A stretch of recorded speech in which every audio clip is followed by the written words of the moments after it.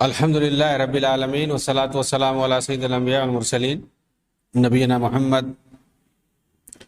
وعلی آلہ وصحبہ اجمعین، اما بعد۔ محترم ناظرین کرام، احباب گرامی، دیگر سامعین، اخوان المسلمون کی تکفیری نظریے کے تعلق سے ہماری گفتگو چل رہی ہے، اور یہ کہ یہ اپنے اس تکفیری نظریے کے لیے کن آیات اور احادیث سے استدلال کرتے ہیں، ان کا رد کیا جا رہا ہے، اور ان لوگوں نے کس طرح سے کئی ایک احادیث سے اور آیات سے استدلال کرنے کی کوشش کی ہے۔ ان میں کئی ایک مجمل استدلال ہے اور کئی ایک مفصل ہے۔ یہ لوگ ایک دلیل دیتے ہیں ابن کثیر رحمۃ اللہ علیہ کا ایک قول نقل کرتے ہوئے، اور اپنے اس تکفیری نظریے میں ان کی گویا ایک تیسری یہ دلیل ہے،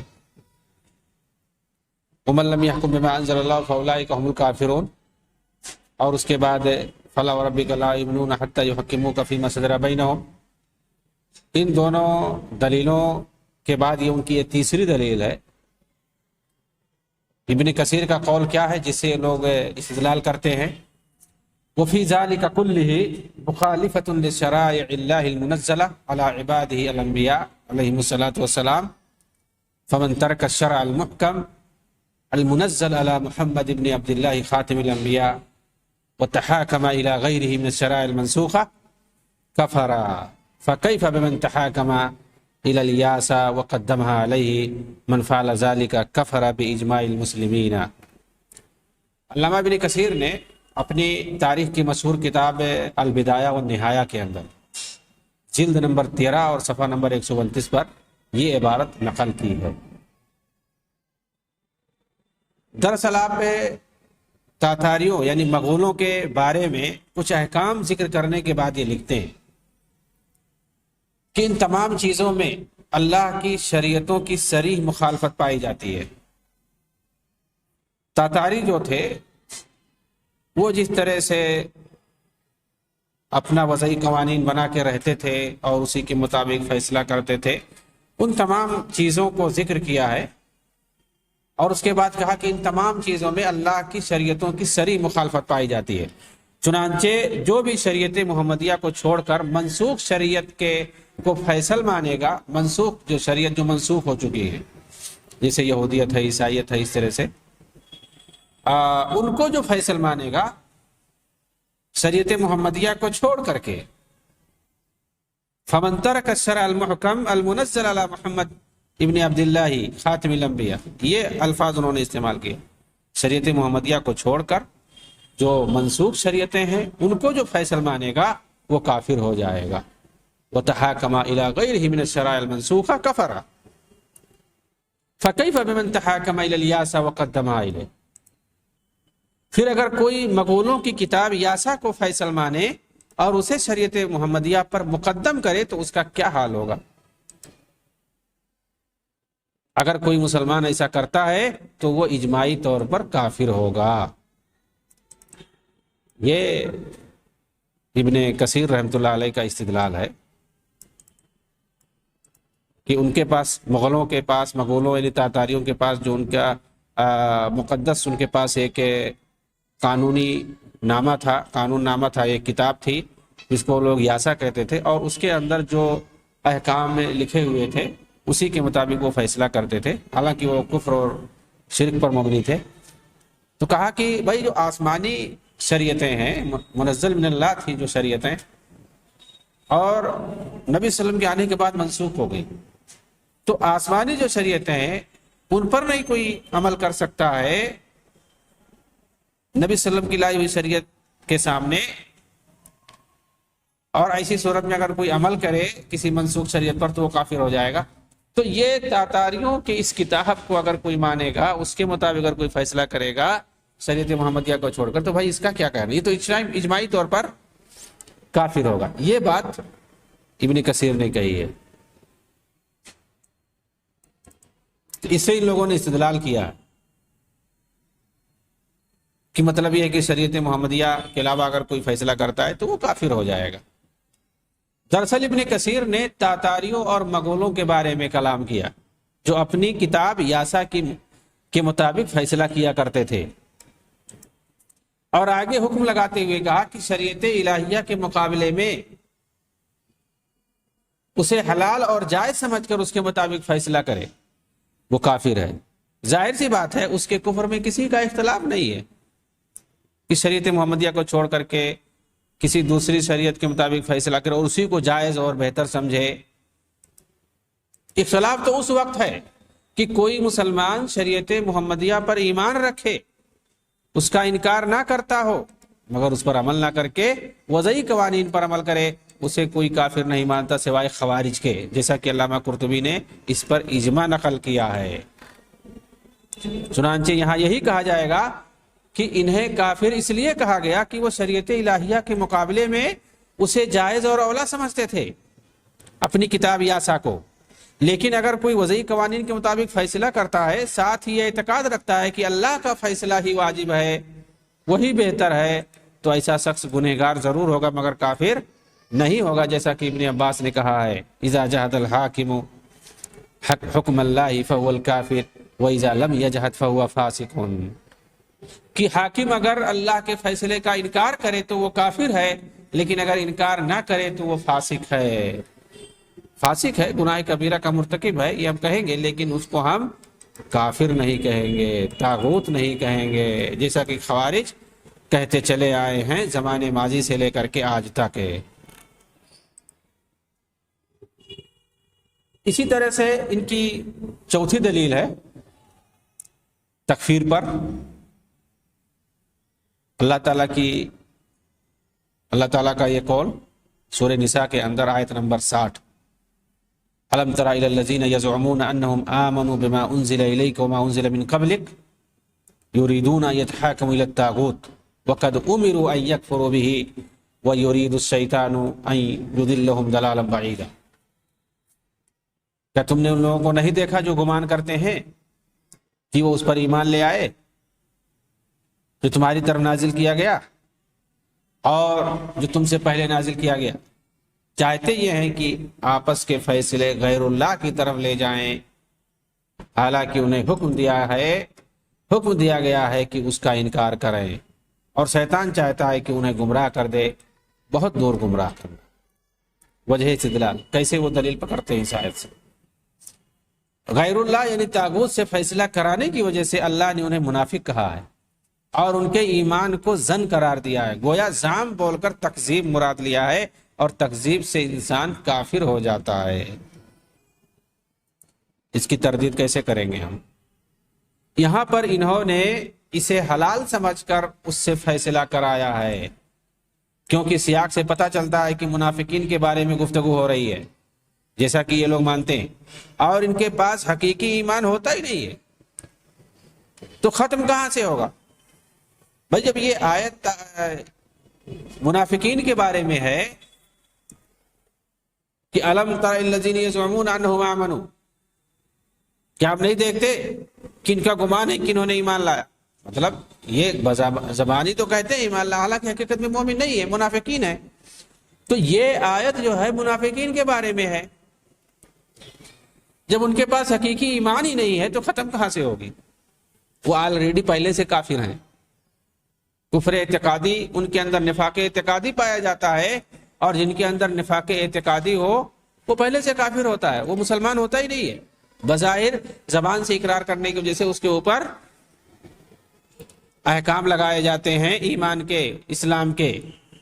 لیکن جو حقیقی منافق ہوتا ہے، اعتقادی منافق ہوتا ہے، وہ حقیقت میں مسلمان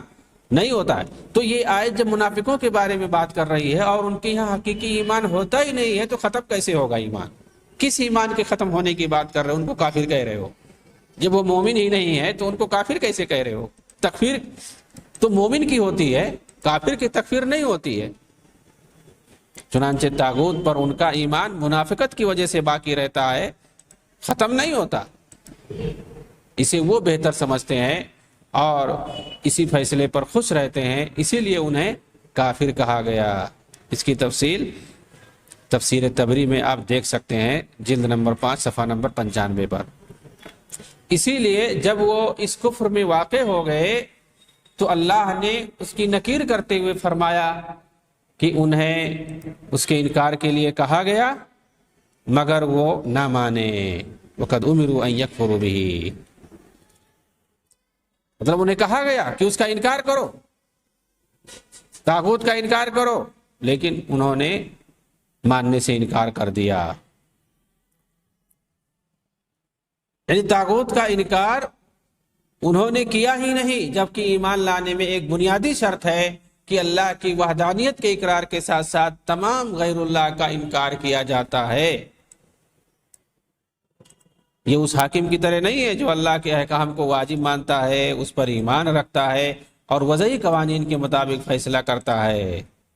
وہ ایمان کی کمزوری کی وجہ سے یا خواہشات نفس کی پیروی کرتے ہوئے ایسا فیصلہ کرتا ہے، نہ کہ اسے اولا اور بہتر سمجھتا ہے، اور نہ ہی اس کی تعظیم کرتا ہے کسی مجبوری یا دنیاوی فائدے کے لیے کرتا ہے، بالکل اسی طرح جس طرح سے ایک شرابی شراب پیتا ہے یا ایک زانی زنا کرتا ہے، اسے گناہ کبیرہ سمجھ کر، نہ کہ اسے حلال سمجھ کر۔ یقیناً ایسا شخص ہے فاسق اور ظالم تو ہو سکتا ہے لیکن کافر نہیں ہو سکتا ہے۔ یہ خوارج اور معتزلہ کا مذہب ہے کہ ان کے ہاں ہر گناہ کبیرہ کا مرتکب کافر ہو جاتا ہے۔ دوسرے یہ کہ ظن و گمان کی بنیاد پر کسی کے کفر کا فیصلہ نہیں کیا جا سکتا، خاص طور سے اس وقت جب کہ معاملہ منافقوں سے متعلق ہو۔ مزید یہ کہ یہاں ہم یہ بھی کہہ سکتے ہیں کہ شریعت الہی چھوڑ کر وضعی قوانین کی بنیاد پر فیصلہ کروانا یہ منافقین کی صفت ہے جو اللہ کے نزدیک ناپسندیدہ عمل ہے، اور اس میں کفار و منافقین کی مشابہت لازم آتی ہے، اور ایسی مشابہتوں سے کفر لازم نہیں آتا، جیسا کہ حدیث میں آتا ہے من تشبہ بقوم فہو منہم۔ اور ظاہر ہے مشابہت اختیار کرنے سے آدمی کافر نہیں ہو جاتا، گرچہ وہ گناہ کبیرہ کا ارتکاب کر رہا ہوتا ہے لیکن کافر نہیں ہو جاتا۔ شریعت کے اندر یہ ایک منع کردہ اور عند اللہ معیوب چیز ہے اور ایک ناپسندیدہ عمل ہے، لیکن بہرحال یہ کفر کا تقاضا نہیں کرتا۔ کافر آپ نہیں کہہ سکتے کہ من تشبہ بقوم فہو منہم جو ہے یہ کفر پر دلالت کرتی ہے، یہ دلیل ایسا نہیں ہے۔ تو وہی چیز یہاں پر کہا گیا۔ تکفیریوں کی 5ویں دلیل قرآن کریم کی آیت سورہ انعام آیت نمبر 121، وَإِنْ أَطَعْتُمُوهُمْ إِنَّكُمْ لَمُشْرِكُونَ، اگر تم نے ان کی بات مان لی، ان کی اطاعت کر لی تو تم مشرک ہو گئے۔ کہہ رہے ہیں اسے پتہ چلا کہ احکام وضعیہ میں غیر اللہ کی بات ماننا شرک ہے، شرک یعنی کفر ہے۔ وَإِنْ أَطَعْتُمُوهُمْ، ان کی اطاعت اگر کر لی یعنی ان کی بات اگر تم مانتے ہو تو گویا تم مشرک ہو۔ حقیقت میں آیت کے ٹکڑے سے ایک ٹکڑا ہے، یہ پوری آیت نہیں ہے، یہ ایک ٹکڑا ہے، اس کو دلیل بنایا گیا ایک ٹکڑے کو، اور اس کے سیاق سے جو مفہوم ہے اسے چھوڑ دیا گیا۔ دراصل اس آیت کا تعلق ذبیحے سے ہے۔ پوری آیت اس طرح سے ہے وَلَا تَأْكُلُوا مِمَّا لَمْ يُذْكَرِ اسْمُ اللَّهِ عَلَيْهِ وَإِنَّهُ لَفِسْقٌ وَإِنَّ الشَّيَاطِينَ لَيُوحُونَ إِلَىٰ أَوْلِيَائِهِمْ لِيُجَادِلُوكُمْ وَإِنْ أَطَعْتُمُوهُمْ إِنَّكُمْ لَمُشْرِكُونَ۔ جس چیز پر اللہ کا نام نہ لیا گیا ہو، یعنی جس ذبیحے پر، اس کو مت کھاؤ، یہ فسق ہے۔ شیاطین اپنے اولیاء کی طرف الہام کرتے ہیں تاکہ وہ تم سے جھگڑا کریں، اگر تم ان کی بات مانو گے تو مشرک ہو جاؤ گے۔ یہ پوری آیت ہے۔ آیت کا ایک ٹکڑا جو ہے لوگ پیش کرتے ہیں، اس سے استدلال کرتے ہوئے تکفیر کرتے ہیں کہ احکام وضعیہ میں غیر اللہ کی بات ماننا شرک ہے، اس لیے جو ہے آدمی کافر ہو جائے گا، جبکہ پوری آیت سے پتہ چل رہا ہے کہ یہ اس کا تعلق ذبیحے سے ہے۔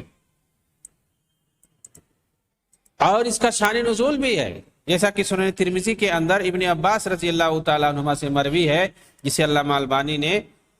صحیح کہا ہے۔ عن ابن عباس فی قولہ تعالی وَإِنَّ الشَّيَاطِينَ لَيُوحُونَ إِلَىٰ أَوْلِيَائِهِمْ يَقُولُونَ مَا ذُبِحَ لِلَّهِ فَلَا تَأْكُلُوا وَمَا ذَبَحْتُمْ أَنْتُمْ فَكُلُوا فَأَنزَلَ اللَّهُ تَعَالَى وَلَا تَأْكُلُوا۔ کہتے ہیں کہ ابن عباس رضی اللہ تعالیٰ عنہما سے مروی ہے اس آیت کے بارے میں کہ شیطان اپنے اولیاء کی طرف الہام کرتے ہیں، یقولون یعنی کہتے ہیں ما ذبح للہ فلا تاکلوا، اللہ کے لیے جو ذبح کیا گیا اس کو نہ کھاؤ، وما ذبحتم انتم فکلوا، اللہ وما ذبح اللہ، جو اللہ نے جس کو ذبح کیا ہو اس کو نہ کھاؤ، اور جس کو تم نے ذبح کیا اس کو کھاؤ۔ تو اللہ نے یہ اتارا ولا تاکلوا مما لم یذکر اسم اللہ علیہ، مما لم یذکر اسم اللہ علیہ، اور نہ کھاؤ اس ذبیحہ کو جس پر اللہ کا نام نہ لیا گیا ہو۔ آگے پوری آیت اس طرح سے ہے وَإِنَّهُ لَفِسْقٌ وَإِنَّ الشَّيَاطِينَ لَيُوحُونَ إِلَىٰ أَوْلِيَائِهِمْ لِيُجَادِلُوكُمْ۔ تو اس پوری آیت سے کیا معلوم ہوا کہ یہاں وضعی قوانین کے مطابق فیصلہ کرنے کا کوئی مسئلہ نہیں ہے،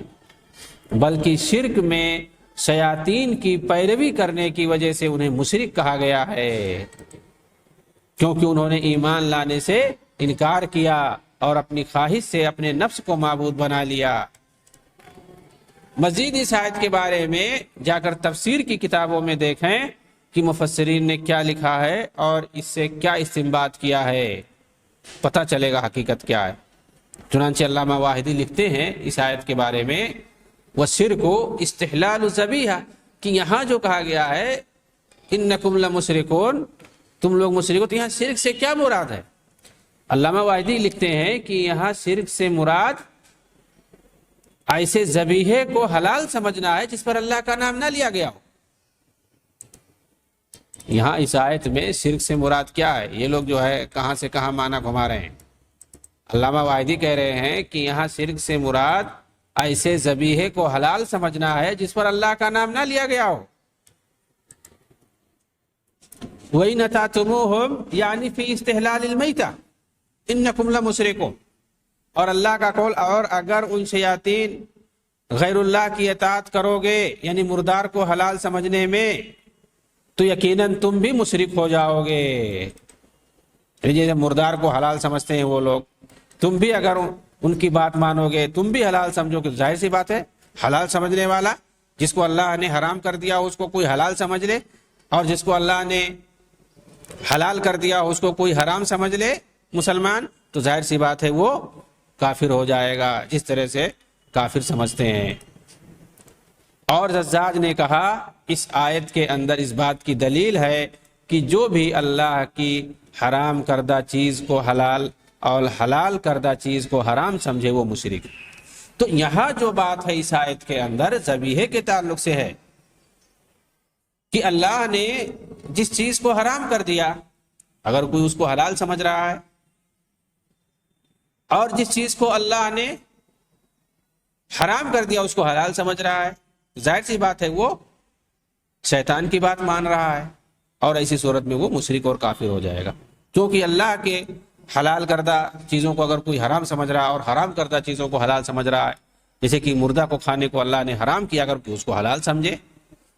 جس پر اللہ کا نام نہیں لیا گیا ہے اس کو کھانے سے منع کیا گیا ہے، اور اگر اس کو کھانا کوئی جائز سمجھے حلال سمجھے جیسا کہ شیطان چاہتا ہے، تو ظاہر سی بات ہے اس کی اطاعت ہوگی، اس کی بات مانی جائے گی، اور ایسی صورت میں وہ مشرک ہو جائے گا۔ تو یہ آیت ذبیحے کے تعلق سے ہے، لیکن ان لوگوں نے اس آیت کو حکمران کی تکفیر کے لیے دلیل بنائی ہے۔ ان کی جو ہے چھٹی دلیل کیا ہے؟ قرآن کریم کی آیت سورہ کہف آیت نمبر 26 وَلَا يُشْرِكُ فِي حُكْمِهِ أَحَدًا، اور وہ اس کے فیصلے میں کسی کو شریک نہ ٹھہرائے۔ وجہ استدلال کیا ہے ان کی اس آیت کے ٹکڑے سے؟ کہہ رہے اس سے پتہ چلا کہ شریعت الہیہ کو چھوڑ کر کسی دوسرے کا فیصلہ ماننا شرک ہے، کیونکہ اللہ نے فرمایا ہے کہ اس کے حکم میں کسی دوسرے کو شریک نہ ٹھہرائے، اس کے فیصلے میں، یعنی فیصلہ صرف اسی کا چلے گا۔ تو ظاہر سی بات ہے اگر کسی دوسرے کو شریک کرے گا تو مشرک ہو جائے گا۔ اس کا جواب یہ ہے کہ یہ شرک اس وقت ہوگا جب غیر اللہ کے فیصلے کو شریعت الہیہ کی طرف منسوب کر کے اس پر عمل کرے، اس وقت شرک ہوگا۔ مثال کے طور پر کوئی وضعی قوانین کے حساب سے فیصلہ کرتا ہے اور یہ کہتا ہے کہ یہ اللہ کا فیصلہ ہے، ظاہر سی بات ہے وہ اللہ کے شریک ہو جائے گا، تو اس وقت شرک ہوگا۔ اور پھر وہ حلال و حرام کا مالک سمجھے، لیکن اگر کسی کا ایسا اعتقاد نہ ہو اور نہ ہی وہ احکام الہیہ کا منکر ہو تو اسے کافر اور مشرک نہیں کہہ سکتے، بلکہ وہ فاسق اور ظالم ضرور ہوگا، جیسا کہ ابن عباس نے واضح کیا ہے۔ تو یہ دراصل استدلال میں انہوں نے غلط کیا اور گمراہ کرنے کی کوشش کی ہے۔ آیت صاف صاف کہہ رہی کہ اس کے حکم کے اندر اس کے فیصلے میں دوسرے کو شریک کرے۔ اس کا مطلب یہ ہے کہ ایک طرف شریعت الہیہ ہے، اس کے اندر کسی انسانی فیصلے کو شریک کر دے، مطلب صاف ہے کہ وہ کسی انسان کے فیصلے کو لے کر اللہ کی طرف منسوب کر دے، تو بالکل یہ صحیح نہیں ہے، یہ شرک ہوگا۔ ابن کثیر نے اس آیت کے تحت تفسیر کرتے ہوئے لکھا ہے وَقَوْلُهُ مَا لَهُم مِّن دُونِهِ مِّن وَلِيٍّ وَلَا يُشْرِكُ فِي حُكْمِهِ أَحَدًا، یہ جو آیت ہے پوری آیت، اس کے بارے میں یہ کہتے ہیں کہ آیت کریمہ کا مطلب یہ ہے اللہ تعالیٰ ہی کائنات کی تمام چیزوں کا مالک ہے۔ یہ جس آیت سے یہ لوگ استدلال کرتے ہیں اس آیت کا مفہوم کیا ہے، حقیقی مفہوم کیا ہے؟ اللہ تعالیٰ ہی تمام کائنات کی تمام چیزوں کا مالک ہے، اس کے کسی بھی فیصلے پر کوئی اعتراض نہیں کر سکتا۔ لا معقب لحکمہ، اس کا کوئی وزیر ہے، نہ کوئی مددگار ہے، نہ کوئی شریک ہے، نہ کوئی مشیر ہے، اس کی ذات بلند ہے اور پاک ہے۔ لیس لہ وزیر ولا نصیر ولا شریک ولا مشیر، یہ ابن کثیر نے اس آیت کا مفہوم بتایا ہے۔ ولا یشرک فی حکمہ احدا کا مفہوم ہی بتایا، یعنی اس کے فیصلوں میں اس کا کوئی شریک نہیں ہے، نہ اس کا کوئی مددگار ہے، نہ کوئی مشیر ہے، اس کے فیصلے پر کوئی اعتراض نہیں کر سکتا۔ یہ اس آیت کا مفہوم ہے، یعنی گویا یہ جو استدلال کرنا چاہتے ہیں کہ اگر کوئی غیر وحی کے مطابق فیصلہ کرے تو وہ کافر ہے، اس کا دوسرا مفہوم ہے، اس کا اس آیت سے کوئی تعلق نہیں۔ یہ آیت گویا ایک خبر دے رہی ہے، حکم نہیں لگا رہی ہے، اور یہ جملہ جو بتا رہا یہ بھی کوئی حکمیہ جملہ نہیں ہے، اسے کوئی حکم نہیں لگایا جا رہا، یہاں خبر دی جا رہی ہے اللہ رب العالمین کے بارے میں کہ اللہ جو فیصلہ کر دے، وہ تمام کائنات کا مالک ہے، وہ جو چاہے فیصلہ کرے، اس کے فیصلے پر کوئی اعتراض نہیں کر سکتا ہے، اس کا کوئی نہ وزیر ہے، نہ کوئی مددگار ہے، نہ کوئی اس کا شریک ہے، اس کے فیصلے میں کوئی نہیں شریک، نہ کوئی مشیر ہے، اس کی ذات بلند ہے اور پاک۔ یہ خبر دی جا رہی ہے اللہ رب العالمین کی عظمت کے تعلق سے، یہاں پر کسی پر کوئی حکم نہیں لگایا جا رہا۔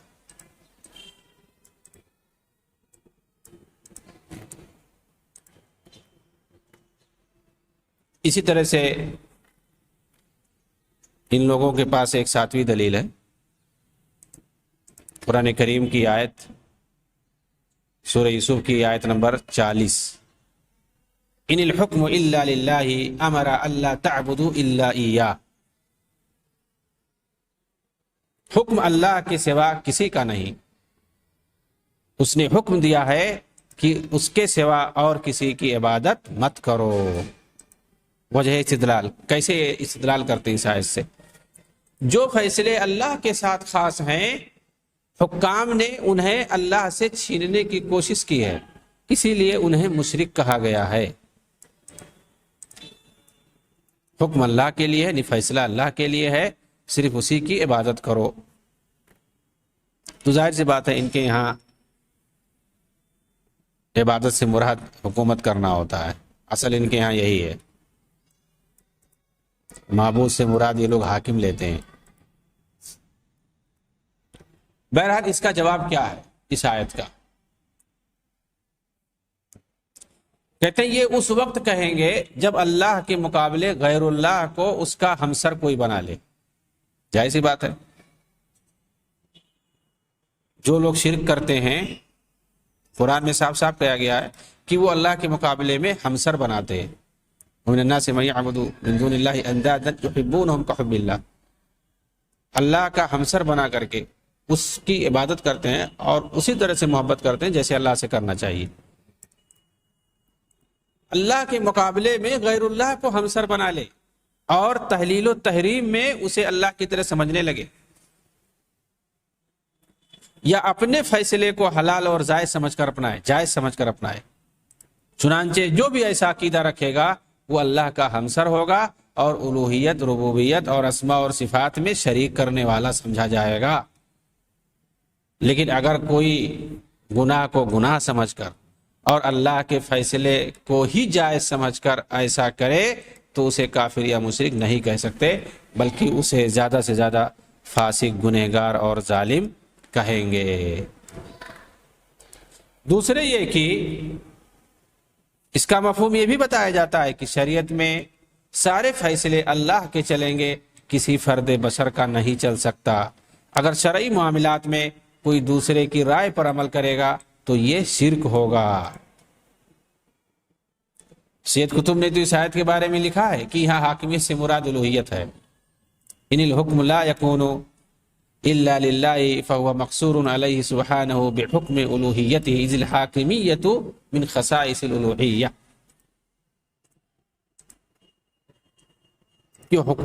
حاکمیت جو ہے یہ الوہیت کی خصوصیت ہے، الوہیت کی خصوصیت ہے، یعنی جو معبود ہوتا ہے وہ حاکم ہوتا ہے، یہ ضروری ہے۔ تو ان کے یہاں اصل جو ہے حاکمیت ہے سب سے پہلے، اور اس کے بعد ساری چیزیں ضمناً آئیں گی، جو بھی چیزیں ہیں۔ تو اس طرح سے اس آیت سے بھی ان کا استدلال کرنا صحیح نہیں ہے،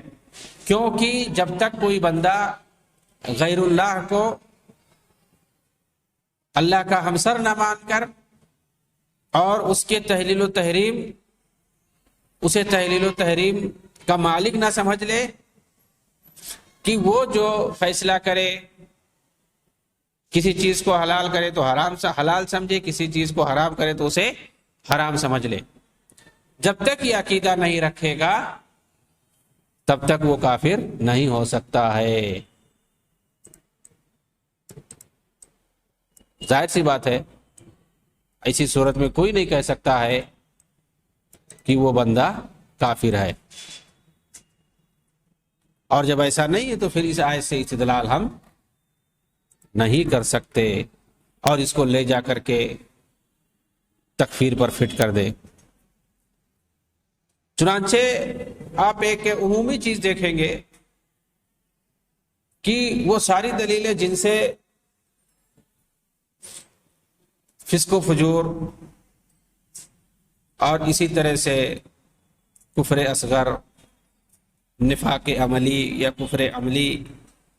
کا پتہ چلتا ہے، یا نفی کمال کا پتہ چلتا ہے، ایمان کی نفی کی جا رہی ہے اور اس سے نفی کمال کا پتہ چلتا ہے، یعنی کامل مومن نہیں ہے، یہ ساری مراد ہیں وہاں پہ۔ انہی تمام آیتوں اور حدیثوں کو، انہی تمام نصوص کو یہ لوگ دلیل بناتے ہیں ایک مسلمان کی تکفیر پر، نعوذ باللہ۔ ظاہر سی بات ہے تقریباً تمام ان کے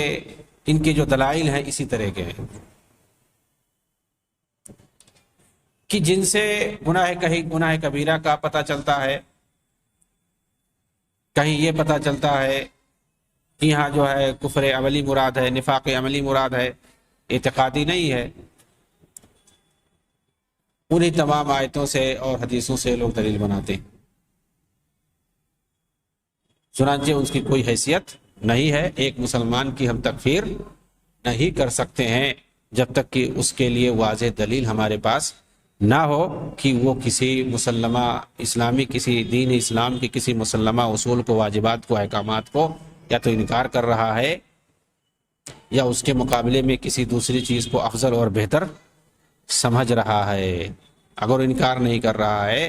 اور بہتر بھی دوسری چیز کو نہیں سمجھ رہا ہے، کوتاہی کی وجہ سے، سستی کی وجہ سے اگر وہ عمل نہیں کرتا ہے کتاب و سنت پر، یقیناً جو ہے اسی صورت میں وہ گنہگار ہوگا، گناہ کبیرہ کا مرتکب ہوگا، اس کو ہم کافر نہیں کہہ سکتے ہیں۔ اللہ تعالی ہمیں دین احکام پر چلنے اور اسے سمجھنے کی توفیق عنایت فرمائے، آمین۔ وآخر دعوانا ان الحمد للہ رب العالمین، والسلام علیکم ورحمۃ اللہ وبرکاتہ۔